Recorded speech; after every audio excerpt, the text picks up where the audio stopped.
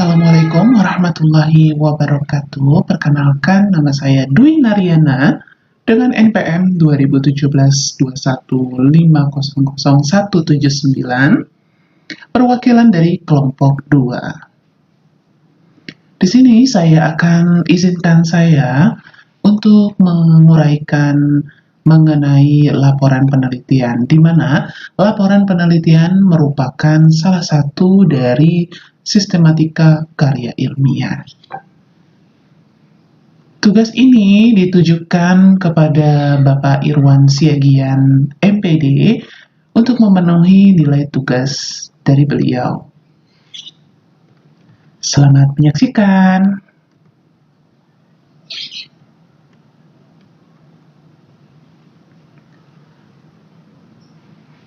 Sistematika karya ilmiah terdiri dari 4 hal. Yang pertama ada artikel hasil penelitian, kemudian ada artikel non-penelitian, kemudian ada makalah, dan ada juga yang disebut dengan laporan penelitian. Yang akan kita bahas di sini adalah laporan penelitian.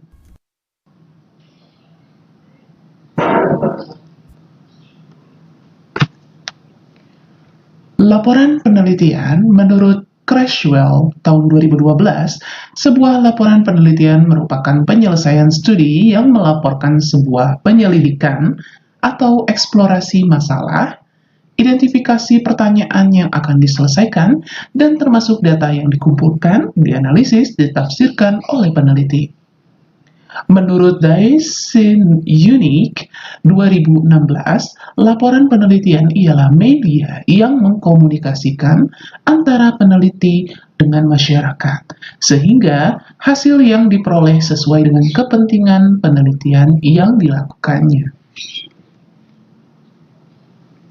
Ciri laporan penelitian diantaranya harus objektif, sistematis, jelas, terbuka, dan logis. Laporan penelitian terbagi menjadi 2 hal. Yang pertama melalui pendekatan kualitatif dan juga pendekatan kuantitatif. Ciri penelitian kuantitatif kita bahas satu-satu. Burns and Grove dalam Danim tahun 2002 mengatakan bahwa fokus penelitian kuantitatif diidentifikasikan sebagai berikut. Membangun ilmu-ilmu keras, proses kerjanya berlangsung ringkas, sempit, dan reduksionistik, ketat dan objektivitas, basis pengetahuan kausalistis, yaitu menguji hubungan antara fenomena dan menentukan kausalitas dari variabel-variabel, menguji atau mengubah teori, menggunakan instrumen pengumpul data yang akan menghasilkan data numerikal. Elemen dasar analisis adalah angka, analisis menggunakan metode statistika, serta melakukan generalisasi. Secara umum, format laporan penelitian kuantitatif adalah sebagai berikut. Langkah penelitian, konseptualisasi masalah penelitian sehingga jelas rumusan masalahnya, dan jelas batasan konsep dan batasan operasionalisasinya. Tertuang di dalam bab 1 yang nanti akan kita bahas. Kemudian berpikir rasional dalam mengkaji teori, itu ada di bab 2. Kemudian pengumpulan data dan penetapan alat analisis untuk pemecahan masalah, kita bahas di bab 3. Analisis data, menguji hipotesis, membahas dan pemecahan masalah, itu berada di bab 4. Dan di bab 5 ada kesimpulan penelitian, yakni menerima atau menolak hipotesis penelitian. Pada bagian awal, penelitian kuantitatif, seperti biasa, berisikan halaman judul, abstrak, kata pengantar, daftar isi, daftar tabel, dan daftar lampiran. Untuk laporan penelitian kuantitatif, pada bab 1, terdiri dari latar belakang masalah, berisikan informasi tentang paparan masalah-masalah berdasarkan fakta dari lingkungan eksternal, Jika penelitian dilakukan pada suatu industri tertentu, maka paparan dilanjutkan pada masalah-masalah berdasarkan fakta dari lingkungan instansi sejenis atau industri. Perumusan masalah. Setelah beberapa masalah ditemukan seperti terurai pada bagian latar belakang masalah, selanjutnya masalah-masalah tersebut ditindaklanjuti melalui 3 tahapan, yaitu identifikasi masalah. Pada bagian ini, ditulis pernyataan-pernyataan singkat mengenai masalah-masalah yang telah teridentifikasi di lingkup penelitiannya. Batasan masalah. Pada bagian ini dilakukan pemilihan masalah-masalah. Masalah-masalah mana yang akan diabaikan dan yang mana yang akan dipakai dalam penelitian. Rumusan masalah. Pada bagian ini ditulis pertanyaan-pertanyaan penelitian yang dikaitkan dengan desain penelitian. Variabel-variabel penelitian serta apa yang mau diukur dari variabel-variabel tersebut. Jika desain penelitian deskriptif akan juga disertakan, selain desain penelitian kausal, maka pertanyaan-pertanyaan harus mencerminkan desainnya. Penulisan rumusan masalah juga dapat ditulis dalam satu kalimat biasa. Tujuan penelitian. Pada bagian ini ditetapkan tujuan penelitian. Tujuannya adalah untuk mengetahui atau mendapatkan data dan informasi atas pertanyaan-pertanyaan penelitian yang dikemukakan pada rumusan masalah. Manfaat penelitian. Pada bagian ini diungkapkan secara spesifik kegunaan hendak dicapai dari penelitian dilihat dari 2 sisi, yaitu dari sisi teoritis dan aspek praktis. Dari sisi teoritis dengan cara menyebutkan kegunaan teoritis apa yang dapat dicapai dari masalah yang diteliti. Dari sisi praktis, dengan cara menyebutkan kegunaan apa yang dapat dicapai dari penerapan pengetahuan yang dihasilkan dari penelitian ini. Kita lanjut di bab 2, ada kajian pustaka. Kajian pustaka di mana teori berguna dalam berbagai hal. Pertama, sebagai suatu orientasi teori, membatasi jumlah fakta yang perlu dipelajari. Setiap masalah dapat dikaji dalam berbagai cara yang berbeda, dan teori memedomani cara-cara mana yang dapat memberi hasil terbaik. Kedua, teori juga memberikan sistem mana yang hendaknya dipakai peneliti untuk mengartikan data agar dapat dikelompokkan dalam cara yang paling bermakna. Ketiga, teori juga meringkas apa yang perlu diketahui mengenai objek yang dikaji. Kerangka berpikir atau kerangka pemikiran. Bagian ini merupakan rangkaian penalaran dalam suatu kerangka berdasarkan premis-premis atau pernyataan-pernyataan yang dianggap benar, yang berguna dalam upaya deduksi yang biasanya non-empirikal, untuk sampai pada kesimpulan-kesimpulan tentang kaitan antara variabel-variabel penelitian. Oleh karena itu, pada bagian ini biasanya dilengkapi dengan bagan alur pemikiran yang memperlihatkan kaitan antar variabel-variabel penelitian. Hipotesis. Hipotesis merupakan tindak lanjut dari simpulan-simpulan pada kerangka pemikiran yang akan diuji secara empiris, dan juga merupakan kesimpulan probabilistik sebagai jawaban atas pertanyaan-pertanyaan penelitian yang ada pada rumusan masalah yang sifat ujinya kausalitas.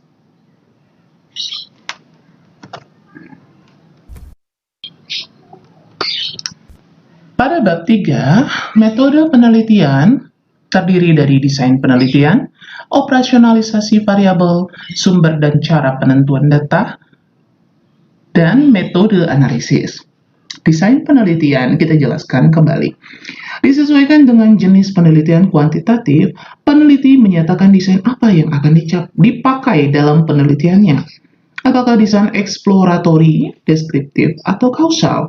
Penelitian kuantitatif dalam rangka solusi masalah manajemen biasanya menggunakan desain penelitian kombinasi antara deskriptif dan kausal. Operasionalisasi variabel.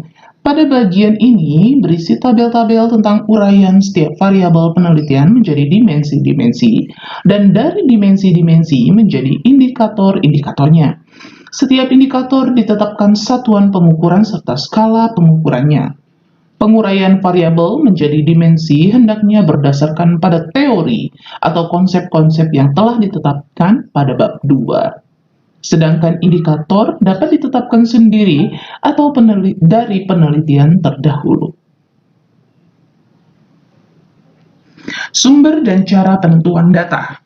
Peneliti menetapkan populasi teknik sampling berdasarkan dengan jumlah sampel dan teknik pengumpulan data, unit analisis dan instrumen penelitian yang akan digunakan seperti kuesioner yang valid dan reliable. Metode analisis. Pada bagian ini ditetapkan alat-alat analisisnya, misalnya alat-alat analisis statistika univariat, bivariat, dan multivariat, baik untuk parametrik dan non-parametrik maupun kombinasi keduanya. Selain ditulis alat-alat analisis beserta penjelasannya, juga dikemukakan mengapa alat-alat analisis tersebut dipakai.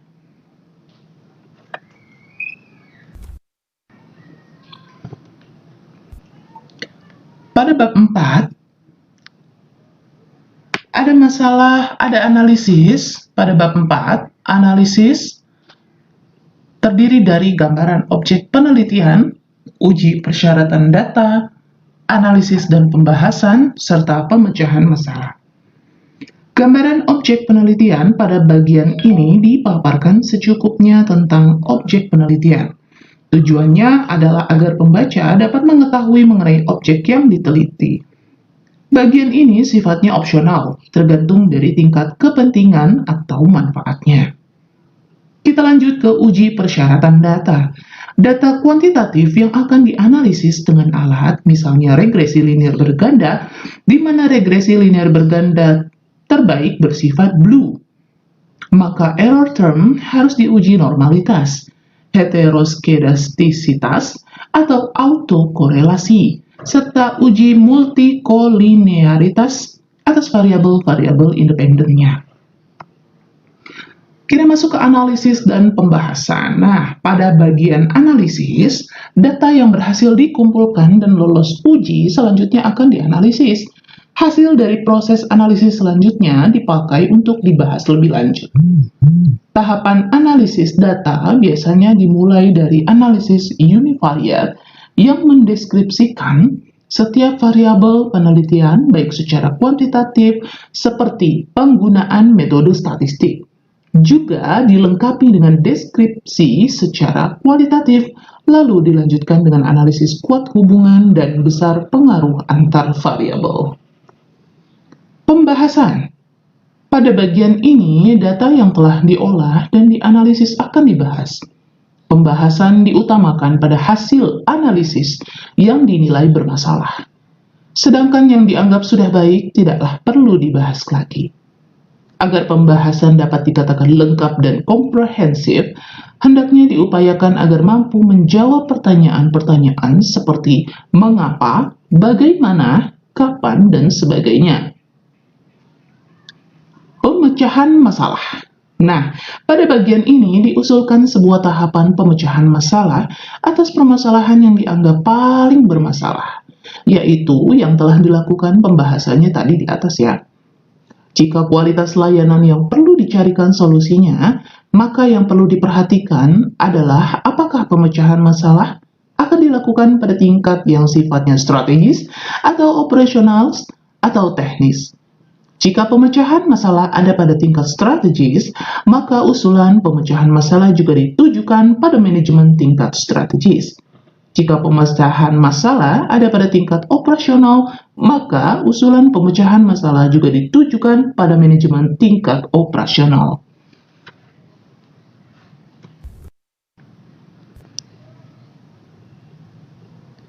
Bab 5. Simpulan dan saran. Simpulan merupakan kumpulan pernyataan dari hasil analisis sebagai jawaban atas pertanyaan-pertanyaan penelitian. Oleh karena pertanyaan-pertanyaan penelitian secara implisit dan eksplisit menyatakan juga desain penelitian yang digunakan, maka pada simpulan pun pernyataannya disesuaikan dengan desain penelitiannya. Simpulan untuk menjawab pertanyaan yang menggunakan desain kausal hendaknya selain mengandung jawaban berdasarkan data empiris, juga mengandung jawaban mendukung atau menolak teori yang menjadi landasan penelitian. Subbab mengenai saran hendaknya perlu dijelaskan apa saja ya saran yang dikemukakan dan kepada siapa saran-saran itu disampaikan, berkaitan dengan kelemahan rencana penelitian dan saran atas solusi masalah. Pada bagian akhir laporan penelitian kuantitatif terdiri dari daftar pustaka, pernyataan keaslian tulisan, lampiran berupa data-data primer, juga yang terakhir adalah riwayat hidup. Laporan penelitian kualitatif. Norman K. Dennison dan Iona S. Lincoln dalam Sage Handbook of the Qualitative Research mendeskripsikan bahwa riset kualitatif menekankan pada aspek konstruksi sosial dari realitas. Proses penelitian kualitatif berfokus pada pengungkapan makna sosial atau suatu fenomena yang dibangun oleh partisipan atau subjek penelitian.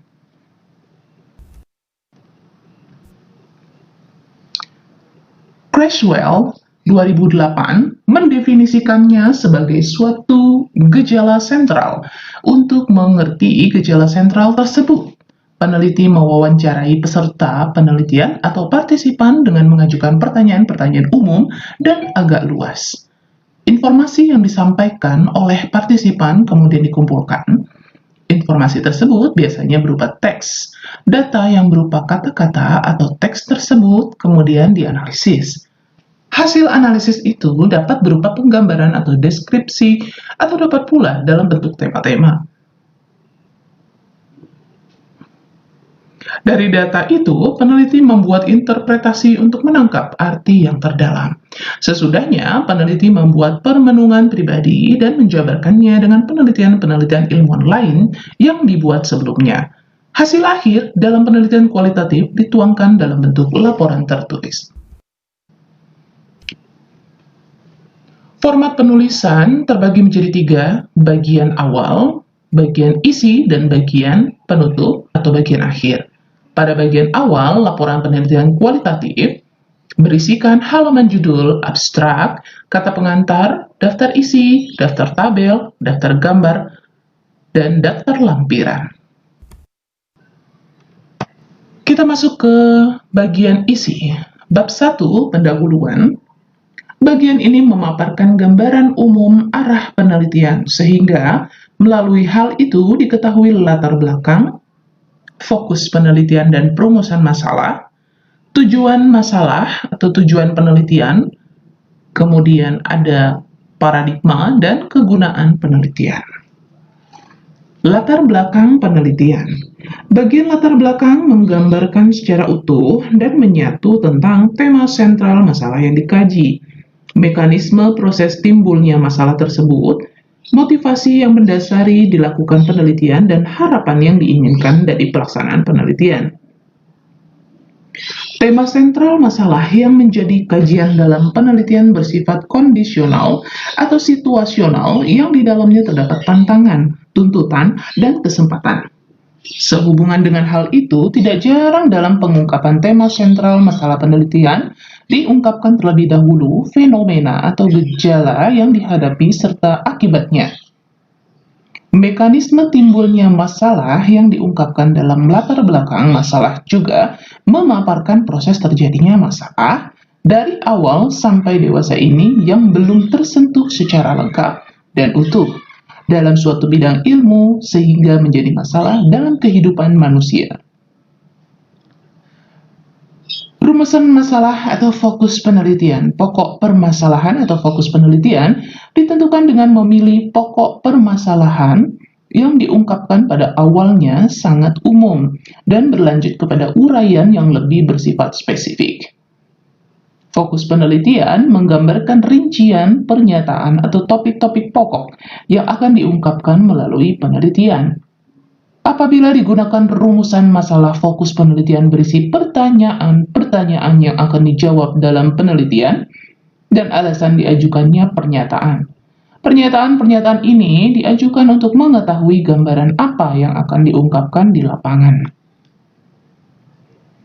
Tujuan penelitian. Tujuan penelitian merupakan sasaran hasil yang ingin dicapai dalam penelitian ini sesuai dengan fokus yang telah dirumuskan. Tujuan penelitian dirumuskan secara utuh dan berorientasi kepada pertanyaan-pertanyaan dalam permasalahan. Dari tujuan penelitian tercermin langkah operasional penelitian yang akan dilakukan. Kegunaan penelitian. Kegunaan penelitian ditujukan untuk mengembangkan ilmu dan berguna dalam pelaksanaan pembangunan. Melalui paparan ini dapat disimpulkan bahwa permasalahan yang diteliti layak dilaksanakan dan fungsional secara ilmiah dan praktis. Bab 2. Kajian pustaka. Kajian kepustakaan berfungsi sebagai dukungan evidensi ilmiah yang relevan dengan masalah yang diteliti. Kajian teori bermanfaat sebagai pemandu agar fokus penelitian sesuai dengan kenyataan di lapangan.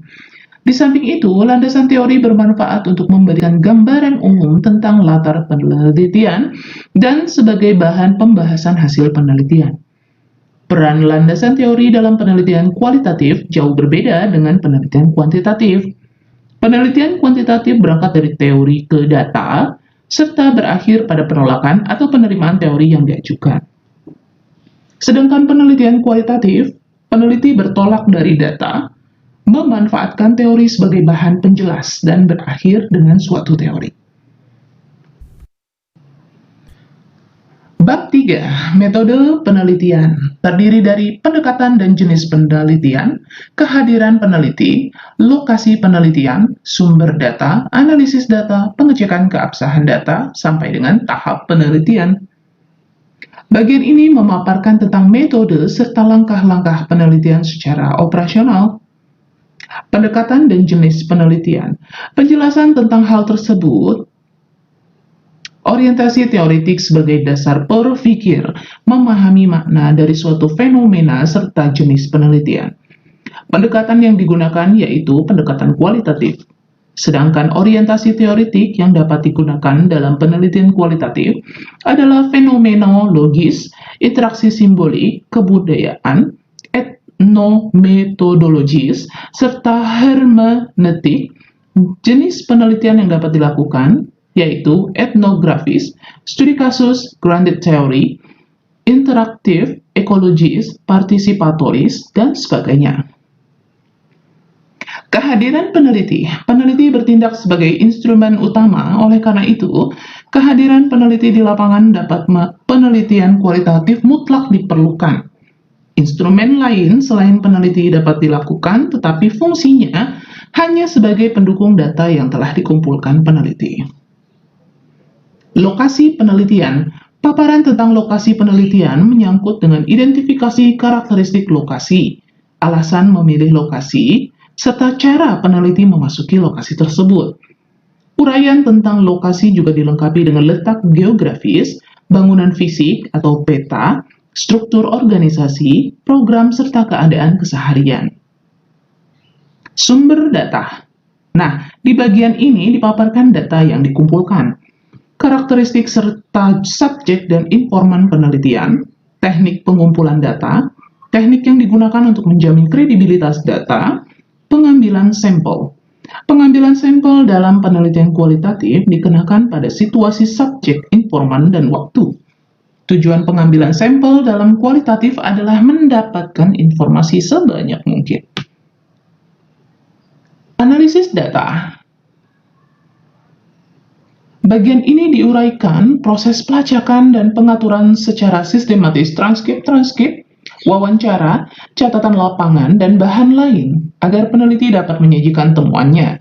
Kegiatan yang dilakukan dalam proses analisis data menyangkut pelacakan, pengorganisasian, pemecahan dan sintesis data, serta pencarian tema atau pola atau proporsi serta penentuan hal-hal yang akan dilaporkan. Analisis data dalam penelitian kualitatif dilakukan selama proses pengumpulan data, dan setelah pengumpulan data berakhir, teknis analisis dapat menggunakan pendekatan yang diajukan Spradley, Mills, Patton, Stokes-Corbin dengan langkah-langkah mesin yang mereka ajukan. Pengecekan keabsahan data. Untuk memperoleh keabsahan temuan, perlu diteliti kredibilitas data dengan menggunakan teknik perpanjangan kehadiran peneliti di lapangan, observasi yang diperdalam, triangulasi, pengecekan sejawat, analisis kasus negatif, pengecekan kesesuaian hasil, member check. Di sisi lain, perlu dilakukan pengecekan dapat atau tidaknya data ditransfer ke latar penelitian lain, ketergantungan pada konteks, dan dapat tidaknya dikonfirmasi kepada sumber. Tahap penelitian. Nah, di tahap penelitian dalam penelitian kualitatif diuraikan dengan memaparkan proses pelaksanaan penelitian yang diawali dengan penelitian pendahuluan, penyusunan proposal, pengembangan desain, pengumpulan data, dan analisis data, serta penulisan laporan. Kita lanjut di bab 4, ada hasil penelitian. Terdiri dari paparan data, temuan penelitian, dan pembahasan hasil penelitian. Paparan data merupakan uraian yang disajikan untuk mengetahui karakteristik data pokok yang berkaitan dengan penelitian yang dilakukan peneliti dengan topik sesuai dalam pertanyaan-pertanyaan yang peneliti lakukan dan peneliti amati dalam proses penelitian. Temuan penelitian. Temuan penelitian berisikan paparan data yang diperoleh dari pengamatan dan wawancara serta hasil deskripsi lainnya. Sedangkan hasil analisis data sebagai temuan yang disajikan dalam bentuk pola, tema, kecenderungan yang muncul dari data. Di sisi lain, temuan dapat disajikan dalam bentuk kategori, sistem klasifikasi, dan tipologi. Pembahasan. Bagian ini menggambarkan gagasan-gagasan peneliti yang berkaitan dengan pemaknaan temuan penelitian dengan pola-pola, kategori-kategori, dimensi-dimensi, dan teori-teori yang sudah ada. Selanjutnya, bagian ini perlu dilengkapi dengan implikasi temuan yang sudah diperoleh dari peneliti. Bab 5. Kesimpulan dan saran. Simpulan memuat makna pokok dari temuan sesuai dengan fokus yang sudah diajukan pada bagian pendahuluan. Sedangkan saran memuat rekomendasi, implikasi, serta tindak lanjut sesuai dengan hasil temuan yang sudah diperoleh terhadap pengembangan ilmu pengetahuan serta penggunaan praktis. Di bagian akhir, ada daftar pustaka dan lampiran, di mana daftar pustaka adalah suatu susunan tulisan di akhir sebuah karya ilmiah yang isinya berupa nama penulis, judul tulisan, penerbit, identitas penerbit, dan tahun terbit. Daftar pustaka ini juga digunakan sebagai sumber dan rujukan seseorang penulis dalam berkarya. Sedangkan lampiran berisikan dokumen tambahan yang ditambahkan ke dokumen utama. Lampiran surat dapat berupa teks, berupa gambar, ataupun tulisan tangan.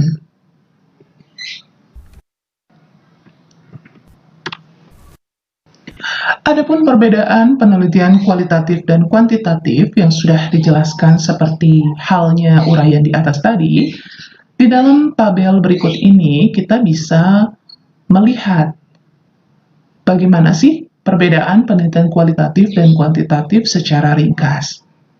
Baiklah, pendekatan kualitatif versus pendekatan kuantitatif. Untuk desain penelitian, kualitatif umum, kuantitatif lebih terperinci. Kemudian dinamis, kuantitatif bentuknya statis. Begitu juga dengan tujuan penelitian. Untuk yang kualitatif memperoleh pemahaman mendalam, sedangkan kuantitatif menjelaskan hubungan antar variabel. Teknik pengumpulan datanya ternyata juga berbeda. Untuk yang kualitatif, observasi partisipatoris dan wawancara mendalam, sedangkan kuantitatif hanya survei dan wawancara terstruktur. Instrumen penelitian ada buku catatan untuk yang kualitatif, dan kuesioner untuk yang kuantitatif. Jenis data ini jelas berbeda. Untuk yang kualitatif, menggunakan deskriptif atau eksploratif, sedangkan kuantitatif, numerik, dan statistik. Ukuran sampel juga berpengaruh ternyata. Untuk pendekatan kualitatif, sampelnya kecil, tidak representatif, dan proporsi. Sedangkan kuantitatif, besar, sampelnya representatif, mewakili, dan acak atau random. Untuk analisis data, berlangsung selama proses penelitian, ini untuk pendekatan kualitatif, dan untuk pendekatan kuantitatif berlangsung pada tahap akhir sebelum laporan. Nah, formulasi rekomendasi juga ada perbedaan nih. Untuk pendekatan kualitatif, sifatnya singkat, jelas, sedikit menggunakan literatur, dan tidak ada hipotesis. Sedangkan untuk yang kuantitatif justru sebaliknya, luas, detail, banyak menggunakan literatur, dan memiliki hipotesis. Laporan penelitian adalah tahap akhir proses penelitian, di mana peneliti menuliskan dan menyampaikan hasil risetnya dalam bentuk karya ilmiah. Semua laporan penelitian perlu memenuhi standar kaidah ilmiah. Laporan media populer sekalipun harus bisa dipertanggungjawabkan secara ilmiah. Oleh karena itu, kaidah ilmiah menjadi unsur yang diperlukan dalam setiap laporan. Laporan harus ditulis dengan bahasa yang mudah dipahami oleh publik yang membacanya. Di sini penulis perlu mempertimbangkan untuk siapa laporan dibuat. Laporan harus mencantumkan proses dan metode research secara jelas sehingga pembaca dapat menguji hasil penelitian tersebut di kemudian hari jika menghendakinya. Laporan penelitian bersifat transparan dan dapat diuji kembali oleh peneliti lain jika diperlukan. Laporan yang tidak transparan akan dianggap kurang atau bahkan tidak ilmiah.